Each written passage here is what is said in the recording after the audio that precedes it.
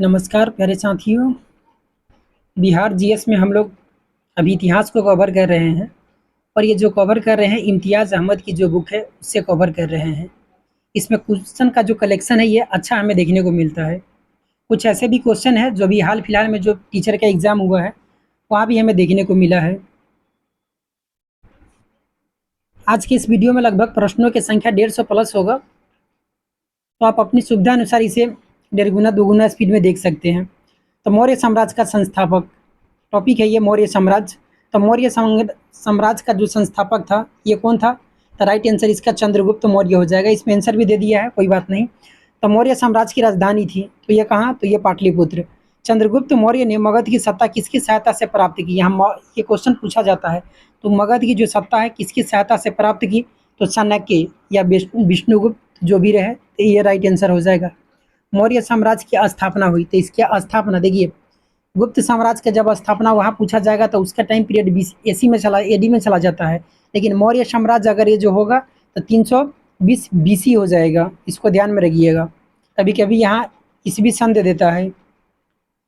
यूनानी जो दूत था मेगास्थनीज किसके दरबार में पाटलिपुत्र आया हुआ था? तो ये किसके था? चंद्रगुप्त मौर्य। राइट आंसर इसका डी हो जाएगा। मेगास्थनीज का पाटलिपुत्र आगमन कब हुआ था? इसका जब आगमन हुआ था किसका? तो मेगास्थनीज, जिसके द्वारा क्या लिखा गया था? तो इंडिका। तो 315 ईसा पूर्व में।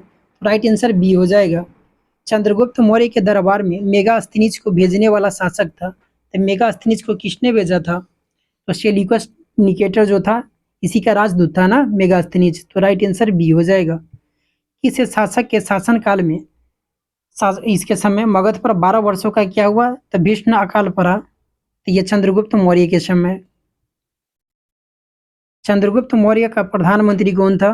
तो अभी देख रहे हैं इसे, इसी का नाम था चाणक्य, कौटिल्य, विष्णुगुप्त, तो जो भी हो जाए तो चाणक्य। किससे मुक्ति दिलाने के कारण चंद्रगुप्त मौर्य के भारत का मुक्तिदाता कहा जाता है? तो किससे? तो यूनानियों से। वह स्रोत जिसमें पाटलिपुत्र के प्रशासन का वर्णन उपलब्ध है वह कौन सा है? तो ये इंडिका है। देखिए ये क्वेश्चन बीपीएससी जो 46वीं हुआ था इसमें भी पूछा गया था, और यही क्वेश्चन जो टीचर का एग्जाम हुआ था 6 से 9 इसमें ये क्वेश्चन को पूछा गया था। नंद वंश के पश्चात मगध पर किस राजवंश ने शासन किया? तो मौर्य के बाद नंद के बाद कौन हुआ? तो ये मौर्य हुआ था। राइट आंसर ये हो जाएगा। मेगास्थनीज की पुस्तक का नाम क्या है? तो इसका इंडिका है।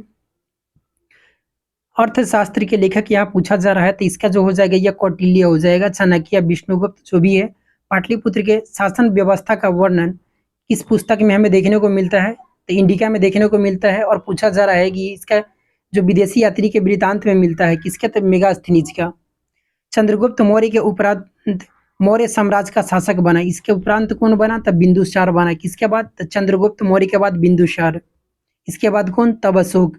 किस मौर्य शासक के दरबार में आजीवक भविष्यवक्ता पिंगलवत्स रहता था? तो पिंगलवत्स किसके? तो बिंदुसार के दरबार में ही रहता था। इसने ही क्या किया था?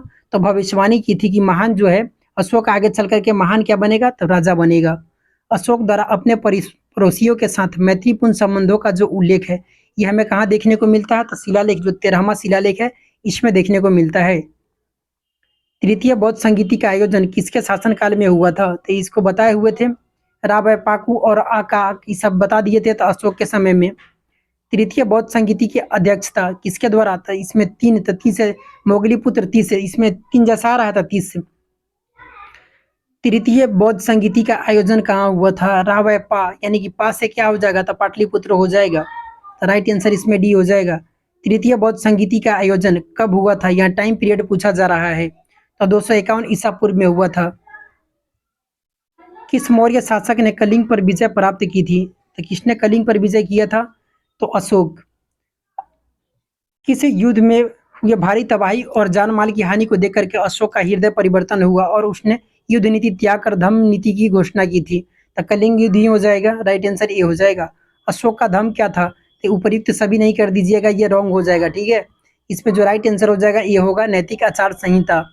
मौर्य साम्राज्य का केंद्रीय न्यायालय जो का ये कहाँ था? तो ये कहाँ था? ये पाटलिपुत्र में ही था। तो राइट आंसर बी हो जाएगा। अशोक ने अपने धम्म यात्रा के अंतर्गत सर्वप्रथम किस जगह की यात्रा की थी? तो कहाँ का यात्रा किया था? तो बोध गया का। और कितनेवें वर्ष राज्याभिषेक के 10वें वर्ष के दौरान? तो राइट आंसर यहाँ सी, यहाँ बी।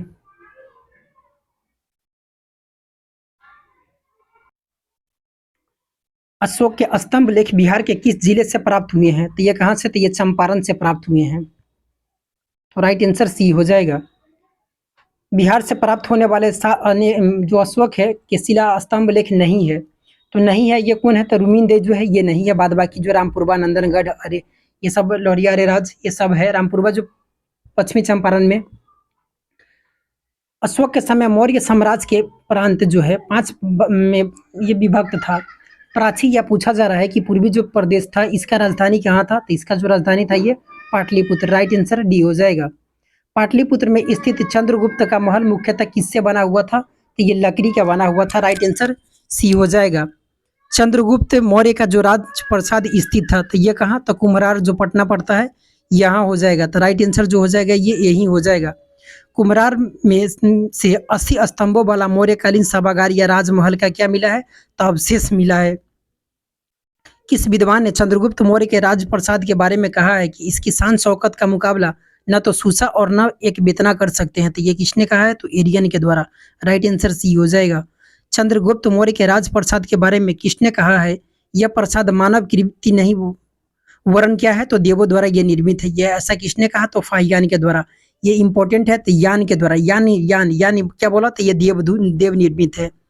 किस शासक ने गया के निकट बराबर की पहाड़ियों में आजीविकों के लिए गुफाओं का निर्माण कराया?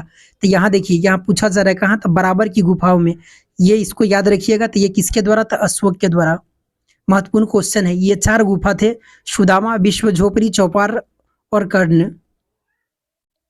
गया के समीप अगर पूछा जाए नागार्जुनी की पहाड़ी के समीप, ये कहाँ था? नागार्जुनी की पहाड़ी के समीप प्रसिद्ध गोपी गुफा का निर्माण ये किसने करवाया था?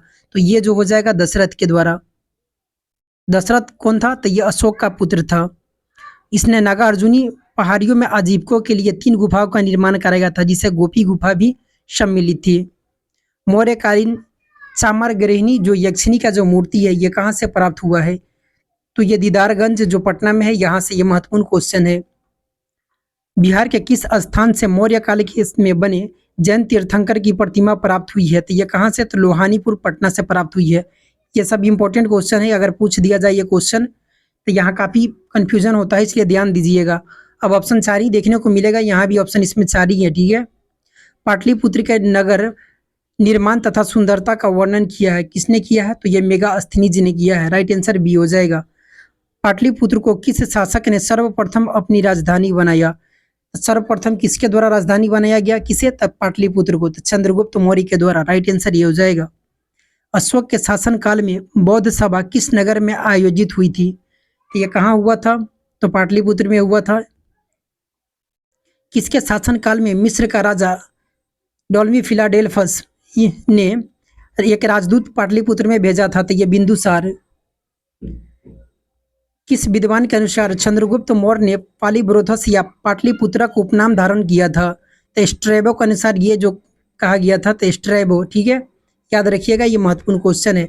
यूनानी दूत फिलाडेल्फस का आगमन मगध के किस शासक के दरबार में हुआ था? तो बिंदुसार के दरबार में। केवल वह स्तंभ जिसमें अशोक ने स्वयं को मगध का सम्राट बताया, तो ये जो हो जाएगा भाब्रू स्तंभ हो जाएगा। राइट आंसर हो जाएगा इसमें डी हो जाएगा। बराबर की गुफाओं का उपयोग किसने आश्रयगिरी के रूप में किया? तो किसने किया? तो आजीविकों ने किया। तो राइट आंसर इसका ये हो जाएगा। अशोक की राजधानी कहाँ थी? तो अशोक की राजधानी जो था ये पाटलिपुत्र।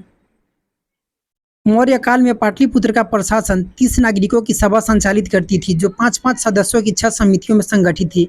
ये किसका कथन है? तो ये मेगास्थनीज का प्रशासनिक जो देखे हैं ना कि इसका वर्णन किसमें देखने को मिलता है? तो इंडिका जो पुस्तक है इसमें देखने को मिलता है। मौर्य प्रशासन के संबंध में कौन सा कथन सही है? इसमें से जो भी कथन दिया है ये तीनों का तीनों कथन सही है। यह केंद्रीयकृत था, ये भी सही है। करों का बोझ जो था ये अधिक था, ये भी सही है। प्रशासन का तंत्र अगर देखा जाए तो वहाँ कठोर था, तो ये भी सही है। अशोक के संबंध में कौन सा कथन सही है? तो इसके यहाँ भी जो तीनों कथन दिया गया है ये सब सही है। उसने धर्म विजय की नीति अपनाई, विदेशों से संबंध स्थापित किए, प्रजा हित के कल्याण के क्या किया? तो ये उपाय किए। देवनाम प्रिय, यह क्वेश्चन महत्वपूर्ण है, ये किसका था? तो देवनाम प्रिय के, तो ये अशोक को ही कहा जाता है। धम्म महामात्र के कार्य क्या थे? तो ये सभी कार्य थे। धम्म नीति का क्रियान्वयन, लोगों के बीच दान वितरण, जन कल्याण के उपाय, ये सब उपयुक्त सभी हो जाएगा। मौर्यकालीन प्रशासन में राजुक कौन थे? तो मौर्यकालीन प्रशासन में अगर देखा जाए तो राजुक जो होता था ये उपयुक्त में से कोई नहीं हो जाएगा, ठीक है। देखिए उस समय मौर्य प्रांत जो जैसे कि राजा होता था, राजा के बाद में क्या होता था? तो ये प्रांत होता था, ठीक है। प्रांत होता था, प्रांत के बाद में प्रांत, उसके बाद में जो मंडल हो जाता था, उसके बाद में विषयपति हो जाता था, ठीक है। तो विषयपति का जो होता था ये कहलाता था, जो विषय हो जाता था ये जिला का बोला जाता था, तो उसका जो प्रधान होता था उसको बोला जाता था विषयपति, और उसी में जो अन्य जो अधिकारी होते थे सर्वोच्च के क्या बोला जाता था? तो उसको विषयपति, लेकिन उसमें जो अन्य अधिकारी होते थे उससे रज्जुक बोला जाता था। लेकिन अगर यही क्वेश्चन दे दिया जाता कि रज्जुक कर, तो ये भूमि माप का जो कर होता था इससे संबंधित हो जाता है। तो इसका जो राइट आंसर हो जाएगा उपयुक्त में से कोई नहीं। मौर्यकालीन विद्वानों में किन का जो नाम आता है, इसमें से किसका नाम आता है? तो कौटिल्य का, पाणिनि का, उपहर्ष का, तो इसमें से तीनों का जो है ये नाम आता है। मौर्यकालीन स्थापत्य के जो सुंदर उदाहरण है ये कौन सा है? तो पाटलिपुत्र स्थित राजप्रसाद ये है, दीदारगंज की यक्षिणी की मूर्ति, बराबर की गुफा है, तो ये तीनों है। लेकिन ये राजगीर का जो स्वर्ण भंडार गुफा है यह स्थापत्य का नहीं है, ठीक है। इसलिए राइट आंसर हो जाएगा 1, 2 एंड 3 यानी कि बी हो जाएगा। अशोक की धम्म नीति की जानकारी मिलती है, तो इसका जो धम्म नीति की जानकारी हमें कहाँ से मिलता है? तो द्वितीय स्तंभ लेख में, 7वें शिलालेख से, द्वादश यानी कि जो 12वां जो शिलालेख है तो यहाँ से मिलता है। तो इसका राइट आंसर उपयुक्त सभी हो जाएगा। अशोक ने किस अभिलेख में दान और धम्म दान के अंतर को स्पष्ट किया गया है? तो 9वें शिलालेख में, तो राइट आंसर सी हो जाएगा। मौर्य साम्राज्य के पतन के कौन सा कारण जो है ये सम्मिलित नहीं है? तो ये नहीं पूछा जा रहा है। तो आर्थिक जो संकट था इसके पतन का कारण ये नहीं था, विदेशी आक्रमण था, अयोग्य शासक था, प्रांतीय विद्रोह, ये सब था, ठीक है। अयोग्य शासक जो बाद के समय जो होता है इसमें काफ़ी अयोग्य शासक देखने को मिलता है। तो मौर्योत्तर बिहार, मौर्य साम्राज्य के उपरांत मगध पर किस वंश का शासन स्थापित हुआ? यहाँ से मौर्य उत्तर आ जाता है क्वेश्चन। तो मौर्य साम्राज्य के उपरांत मगध पर किस वंश का शासन स्थापित हुए? तो यह शुंग वंश का 185 ईस्वी से 75 ईसा पूर्व तक इसका टाइम पीरियड रहा।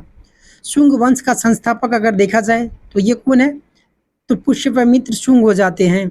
इस क्वेश्चन को पूछा गया है बीपीएससी प्री में। किस शुंग शासक ने पाटलिपुत्र में स्थित कुक्कटराम जो है बिहार को 3 बार नष्ट करवाने का प्रयास किया था? तो ये किसके द्वारा था? पुष्यमित्र के द्वारा ही। पाटलिपुत्र पर यवन डेमेट्रियस का आक्रमण किस वंश के शासन के समय में हुआ था? तो ये शुंग वंश के समय में हुआ था। पाटलिपुत्र पर डेमेट्रियस का आक्रमण कब हुआ? तो ये 185 ईसा पूर्व में हुआ। मगध के प्रथम ब्राह्मण राज्य स्थापित किया गया था किसके द्वारा? तो पुष्यमित्र शुंग ने किया था। ब्राह्मण राज्य इंपॉर्टेंट है। शुंग वंश के पतन के बाद मगध पर किस वंश का शासन स्थापित हुआ? तो किसका? तो कण्व वंश का। कण्व वंश का संस्थापक था तो कौन था? तो ये वसुदेव हो जाएगा। कण्व वंश के सत्ता समाप्त की किसने? तो आंध्र सातवाहनों ने। Right answer A. कण्व वंश के उपरांत पाटलिपुत्र पर कुछ समय के लिए किस वंश के राजाओं ने शासन किया? कुछ वंश के समय के लिए तो मित्र वंश के द्वारा। शुंग कला में उत्कृष्ट जो नमूना है बिहार के किस स्थान से प्राप्त हुआ है? तो ये बोध गया से प्राप्त हुआ है। राइट आंसर इसका सी हो जाएगा। कनिष्क ने पाटलिपुत्र में किस बौद्ध विहार को अपने दरबार में प्रश्रय दिया था? तो अश्वघोष को।